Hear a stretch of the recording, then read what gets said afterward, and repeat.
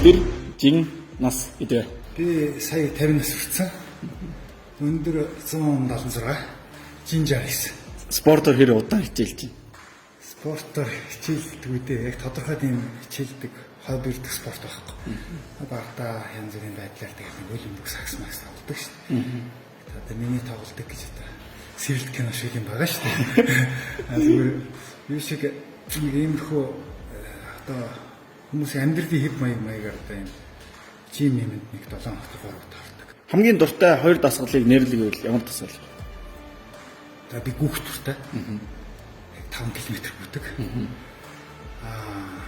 Бас түрнийхнээс зүнх дуртай. Энэ бас айгүй тийм челленж байдаг. Бие даагдаг. Тэгээ өглөө ямар ч хийсэн шин сэргийн ном бол хийчдэг. Тэгээ нэг харав тохмос нэчдэг. Дасгал хийж явахдаа үжим сонсдог. Хөвчлэн бол яхаа нэг бүлтийн зам дээр ч юм уу энэ хайкингийн зам номон дээр бол нөгөө тэр гар утсаараа өнөөдрийн энэ тэмдгийн дэлхийн мэдээ зэтэй хэрэгтэй хэрэггүй юм уусараа цаг урд өнгөрчдөг. Одоо дасгалд хэрхэн цаг гаргадаг вэ? Олон хүмүүс дасгалд цаг гаргаж чадахгүй байна гэж хэлдэг шүү дээ. Та бас энэ хүмүүст хандаж хэлэх нэг үг гэвэл. Тэг яхаа дасгалт яг өөр айван тэгэл яг нэг юм цаг гаргах гэхээр хүнд чинь цаг байдаг юм шиг байдаг шүү дээ. Зөв нөгөө талаас нь харах юм бол бид нар чинь ингээд нэг цугаалга могаалга нийллэг одоо янз бүрийн юмд бол цаг үзэндээ олддог. Тэгэхээр цаг гаргахгүй гэдэг бол бас тийм харьцаг бололт. Тэр яг энэ дэхлээд өөрөө оюун ухаанаад ажиллаад өөрийгөө шахаад нэг цаг гаргаад нэг тодорхой 1 2 3 7 хоног ч юм өнгөрөхөд сүүлдээ энэ ч өөртөө нэг зуршил дасгалчт юм шүү.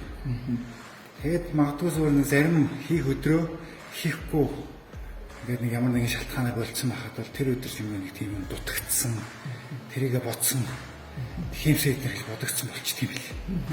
Таны хувьд өглөө 7 хоногт 3 удаа голдуу өглөө дасгал хийдэг. Тий, голцоо би ер нь бол дандаа өдөөс өмнө өглөө 8 7 хагас 8 үйдэг. Цаг 30 минут.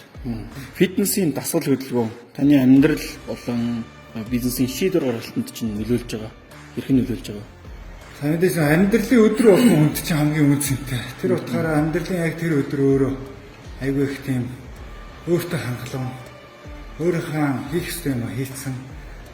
Тэгээд энэ фитнес гэдэг чинь өөрөө мэдээж хүн чинь бас нэг тийм амтналэг шүү дээ. Чи оюун ухаанаараа амтнаас ялгаатай боловч хүн чинь бас л байлын мах бод гэнтэй. Тэр энэ чинь өөрөө булчин энэ чинь өөрөө нөгөө цус ясадоо тэр бодисын солилцооны бүх юм дээр өгч байгаа болохоор фитнес гэдэг чинь бидний даа ялангуяа орчин үеийн хөдөлгөөний хязгаардаг бол нийгэмд амьдарч байгаа хүмүүс айгүй их тийм бас бодисын солилцоо оюун ухааны бас нэг цэник болж байгаа шүү дээ. Тэр утгаараа ирч хүчтэй байна. Энэ утгаараа ирч хүчтэй байна гэж бизнес дээр ч гэсэн шийдвэр гаргахтаа ч гэсэн өдөртний яг амьдралын өнгөж байгаа юм гэсэн өөрөө бас юм байна.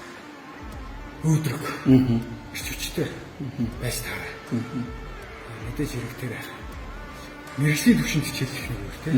Миний хэлээд байгаа зүйл өдөртний нэг юм тонусаа хадгална гэдэг юм байна.